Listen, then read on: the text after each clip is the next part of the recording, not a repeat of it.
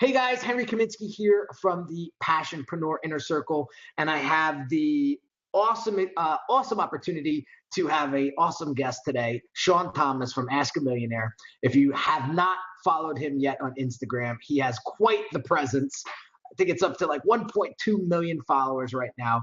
I'm a huge fan, and I love his messaging. I love what he's all about. We connected a couple months ago, and it seemed that our values aligned very nicely. And I asked him if he could be part of the video podcast, and he said absolutely. So without further ado, I want to introduce Sean Thomas. Sean, let everybody know who may not know who you are, a little bit about yourself and how you came to rise. Sounds good. Well, Henry, thanks for having me on here, man. Thanks for allowing me to come in and share my story a little bit with your audience, man. I really appreciate everything that you do out there. It's great to connect with like-minded individuals, the power of technology, the power of social media, bringing guys like you and I together. So I have the quintessential entrepreneurial journey. I say I don't have that special of a journey, because it's just a normal entrepreneurial journey. Even though a lot of people that are on that beginning path of the journey think it's kind of cool and special because of some of the achievements and accolades that I've received in my career, it's just a normal journey of an entrepreneur. So I grew up in a small town in Alaska. Have been working since I was 12 years old. Both of my parents were in the Army, so I grew up in a low middle American income family. So if I ever wanted something, I had to work for it. And so at a very early age, I developed that really strong work ethic and had this desire to be rich. Now, at 12 years old, I had no idea what rich was, right? But, I wanted to be rich. I saw my friends that had things I wanted that we couldn't afford. I saw the people on MTV at the time, them on their gold chains. And I knew I just wanted to have that success. So like Napoleon Hill says, it all starts with desire. And I had a lot of desire when I was a kid. So at 18 years old, after I graduated high school, I moved to California. One of my first big goals in life was I watched MTV religiously. I was in choir in high school, and I said, I want to get on MTV. I want to travel the country, and I want to be a singer. How hard should that be, So I moved to California, not realizing how naive that was, which I'll touch base on that word in a little bit. Moved to California at 18 years old with $200 in my pocket. I got into this song and dance company. 3 years later, I had a record deal on Warner Brother Records and traveled the country for a year, got on MTV, got in all the teen magazines, just had the time of my life at 22 years old. And we'll save that story for another day. But after I got done with that gig, I really realized that wasn't like my lifetime passion. My lifetime passion, I still didn't know what it was yet. And I didn't really have any mentors. I didn't have people in my life. So I got done with that gig. And quite frankly, I had no clue what I was going to do next. And I had to make a decision. I had got into college when I was, 19, but I quit, to go out on the road. And I had to make a decision at that time. Do I go back to school or do I just go out there and see what's going to happen? And I just made a choice. I said, you know what? I like school and everything, and I got good grades, but I just knew it wasn't for me. I knew in my heart there was another path for me to go on. I just didn't know how to get through that path the right way. So for 10 years, literally from the time I was 22 to the time I was 32, I was broke AF. I'm sure your audience knows what that means. Claimed bankruptcy when I was 25 years old. I had all kinds of sales jobs.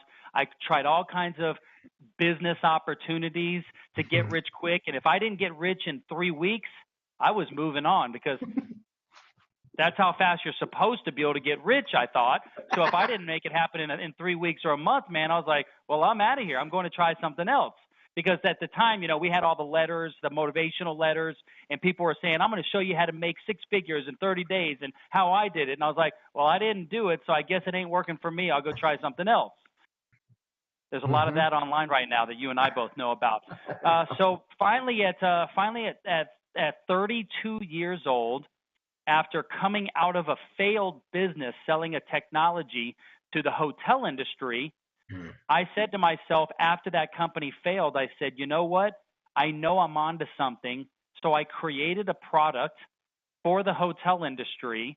It's those business center computer systems, the ones that everybody uses or everybody sees when they're at a hotel, the business center computers, the computers that are in the lobby, the ones that, used to let you print out your boarding pass. Well, that was my idea. I started that company literally with $500 out of my dining room. In over 11 years, 2 angel investors in my company, a couple mergers and acquisitions, we ended up selling the company for a little over $20 million. I got the plaque to show for it. Nice. We were bought by a private equity group out of New York called Atlantic Street Capital for a little over $20 million. I didn't get all $20 million, but I got a really, really decent check, a check big enough that I really don't have to work anymore if I don't want to, as long as I lived not in New York or LA, All right. So, and I probably wouldn't have my Bentley, and I probably wouldn't have my Maserati, but I could, if I really wanted to live frugally, I could literally be financially independent. But so that's who I am. So during that rise of that 11 years, I went from myself as a solopreneur to 5 employees, going through those first hires as a company, to then getting to 10, 25 employees, going through a merger, going to 50 employees, building it up to 100 employees. And the entire time I was the CEO. So I was responsible for, being the leader of people of all ages, races, everything at 34, 35, 36 years old. You talk about having to learn a lot about yourself, get over your ego, get over your insecurities, learn how to build people up and not be egotistical and selfish and only just thinking about yourself. I went through all of those different emotions that entrepreneurs like me, who did not come from a successful background, I went through all of those things in an 11-year period. And during that process, I finally, when I went through one of my mergers, I got a mentor who really started helping me shape the way I was going to be a leader to my team and to help me on my personal journey. After I sold my company, I took a couple years off. I took 4 years off, and I just kind of enjoyed time at the beach and got used to the new lifestyle of having the money and learning how to become an investor. I had never been an investor before, and all of a sudden I get this big, large influx of capital, and I had to learn how to invest it. After I learned how to invest it, I finally sat down and I said, what am I going to do next? And I was just sitting at my beach at this place. I was renting a beach house in Manhattan Beach, California, and I was on Instagram one day, and I saw these millionaire accounts with the yachts and the cash and the boats and the houses and all that stuff. And I'm like, who the hell is running these accounts? Because you don't know who's running them. No. It could be some 16-year-old kid out of India, which is fine, but I'm like, it kind of pissed me off. And I said, I'm going to start an account and I'm going to answer questions. I'm going to be an accessible millionaire. I'm going to be somebody that all my friends and people were always calling me up, and they still do. And they say, hey, Sean, I need to pick your brain because I got an idea for a business. I need to pick your brain because I'm going through this issue. So people didn't want to talk to me because I was a millionaire. They wanted to talk to me because I was a successful business person. But in social media, the word millionaire has a great kind of ring to it, like, all right, let's see what this guy's really all about. So I started out on Instagram, and I was literally just answering questions because it's Ask a Millionaire, and people want to ask a millionaire question. So I just started answering questions, and over the last 18 months, it's amassed like this big following. And then now I've turned it into a company, and I'm mentoring people, and we'll get into all that. But that's kind of how it all started. I started a company from scratch, gone through the decade of brokenness that a lot of us go through, and came out on the other side. And it was all because of just not giving up. The traditional things that successful people preach, I just lived it. That's awesome, dude. That's a great backstory. So my question to you is, when you're going through those times of difficulty, when you're struggling, because I follow you guys. I mean, when you jump on your lives, I try to jump on as many as I can when I have a moment, and I see the people that are attracted to you and me as well, and they're all struggling. They're all trying to figure out, like, listen, I don't have the money to invest. I don't have and they put all these roadblocks up in front of them. And my question to you is, how do you help these people break through that?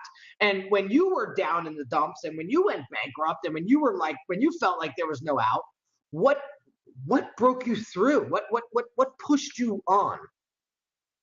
Well, let's answer your first question is how do you help those people?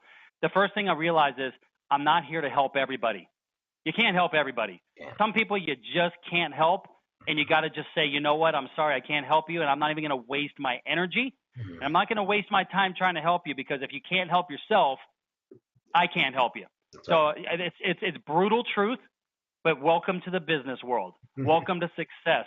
You know, this isn't Willy Wonka factory. This ain't sugar coated. This is legit business. This is if you want to be part of the 1 or 3%, you got to have that mindset. So that leads you into the answer of the second question, which is, you know, I finally, after a while, Henry, as I said, you know what, I was sick of watching the very popular people that are now becoming the celebrities of social media telling people what they need to go do, but then not giving them any resources.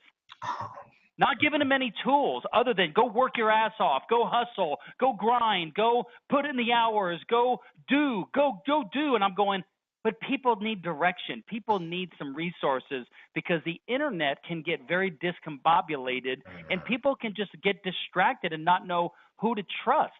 So it's great. You got me motivated, but now what do I do with it? So to answer that, your second question is how do I help those people? I said, you know what? Not many people are going to do what I'm going to do, but I'm going to do it. I started a mentorship company.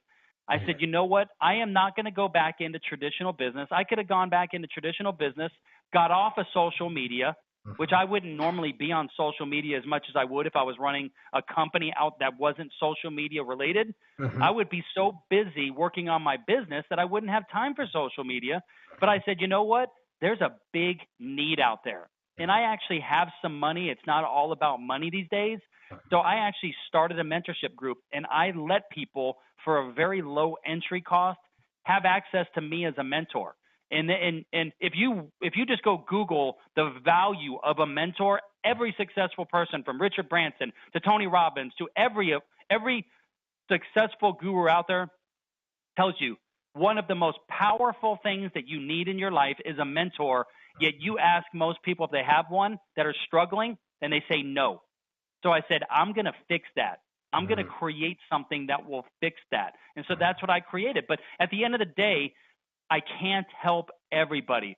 But if somebody can't scratch together a couple $100 to make a huge impact on their life, they got bigger issues to deal with in their life. And unfortunately, that's not something that I can solve. So I have to be very particular with the type of people that I want to associate myself with. And I preach that. I'm like, listen, we all go through it. We all encounter people that are negative influences on our life. How do we deal with that?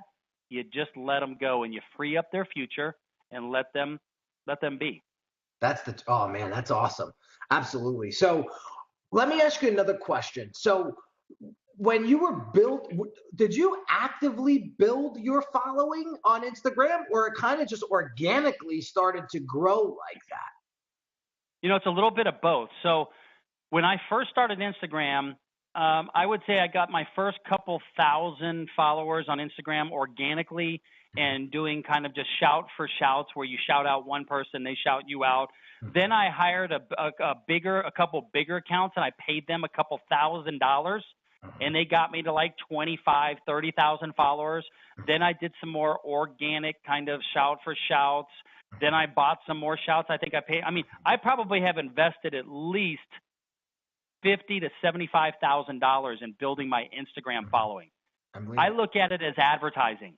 Yeah. You know, I'm getting more eyeballs in my magazine to take a look at my ads when I do run ads, to then have traffic that generates into sales. And all during that process, just like a magazine, you know, people are enjoying the content.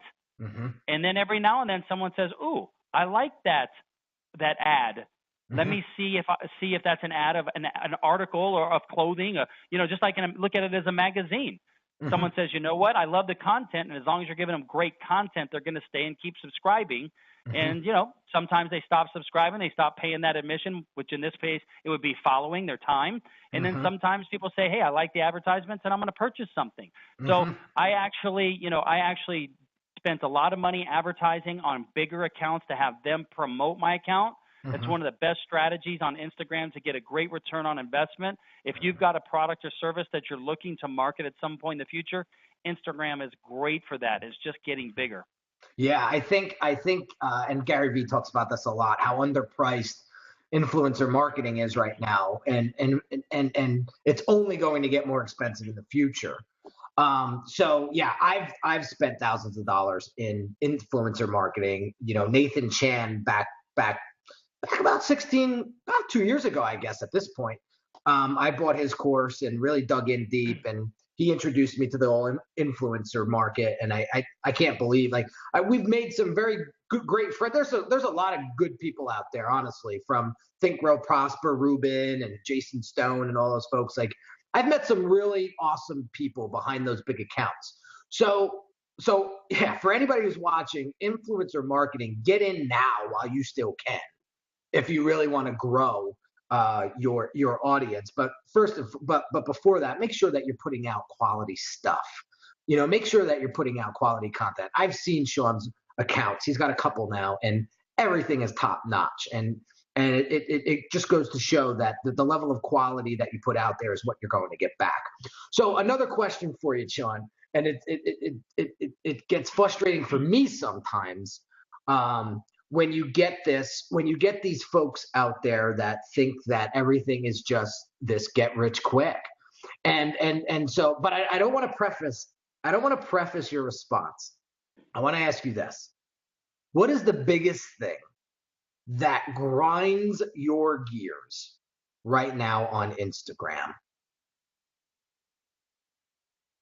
What's the biggest thing that grinds me right now on Instagram? Yeah, like, just gets you so pissed off where you're like, ugh.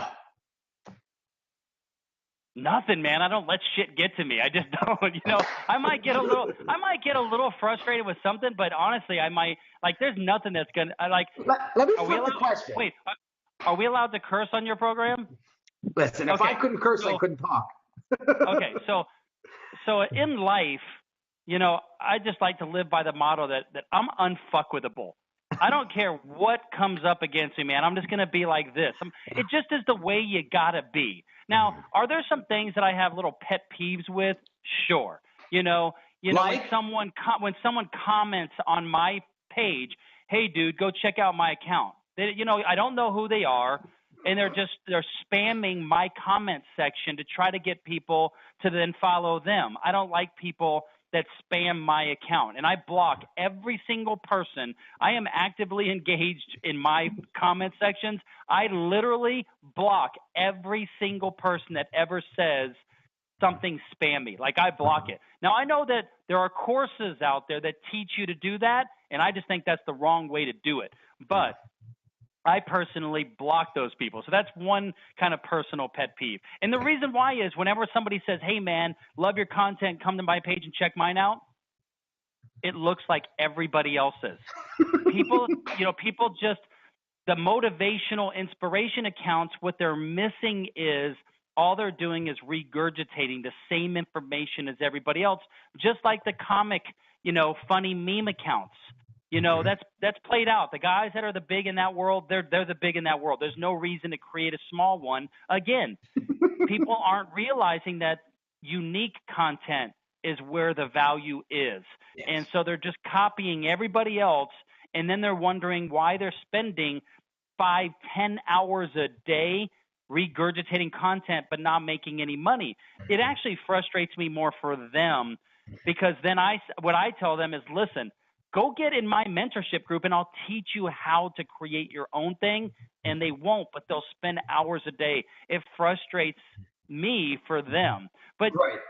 Yeah, there's just not much. Now in my live streams, I get a little frustrated at just some of the simple basic questions that I get, that people are just rude and what have you. But there's really just nothing that just gets to me and like I'm going to lose sleep over or anything. Right. I should have asked the question, what is the biggest mistake people are making on Instagram right now that if they just pivot that 2 millimeter, that 3 millimeter, they could see massive gains?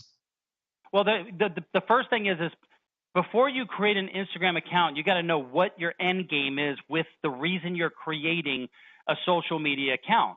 And the challenge is that there's a lot of people that are they're making their social media account, whether it's Snapchat, YouTube, Twitter, Facebook, Instagram, Pinterest, they're making that spoke the hub.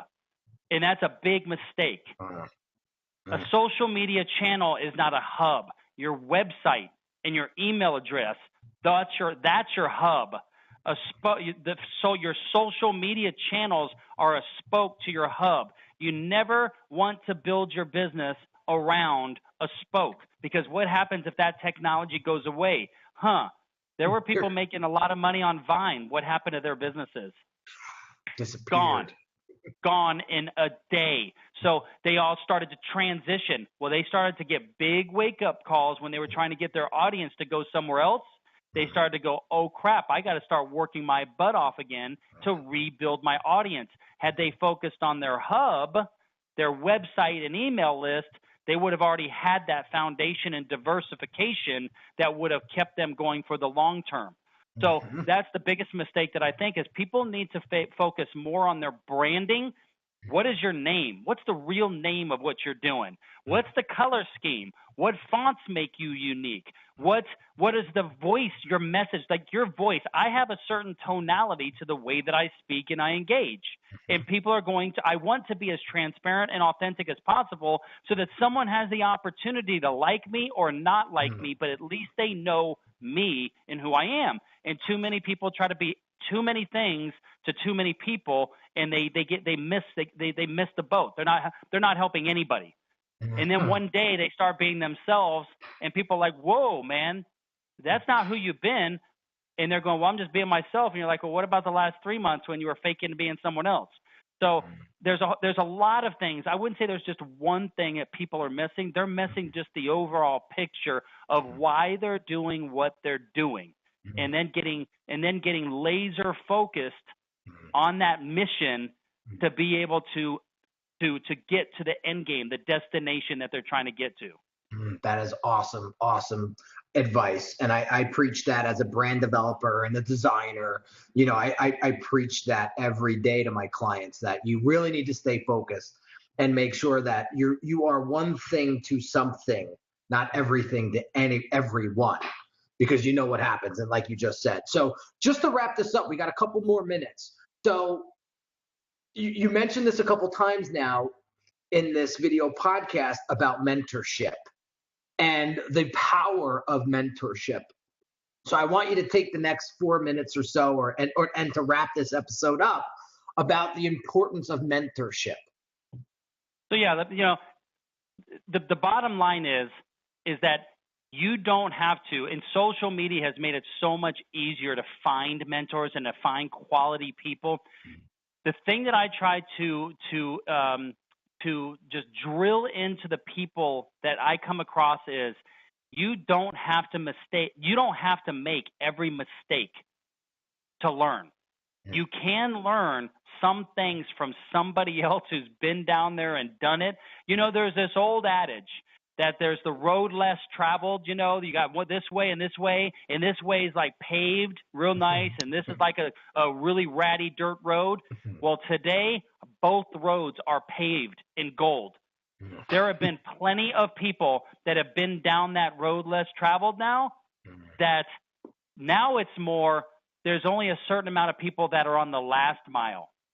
The road's paved, but you got to go the distance to get to that last mile. And the beautiful thing about having a quality mentor in your life is you're going to have access to somebody that can help you make better decisions. And decision making is what is the result of our life. Everything we do, from business to personal, is all about the decisions that we make every single day.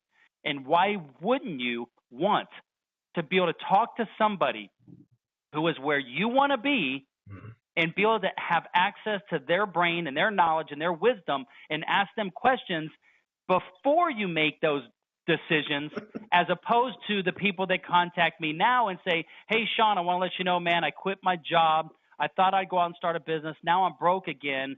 what should I do? And I said, well, you should have called me before you quit your job. You should have planned better.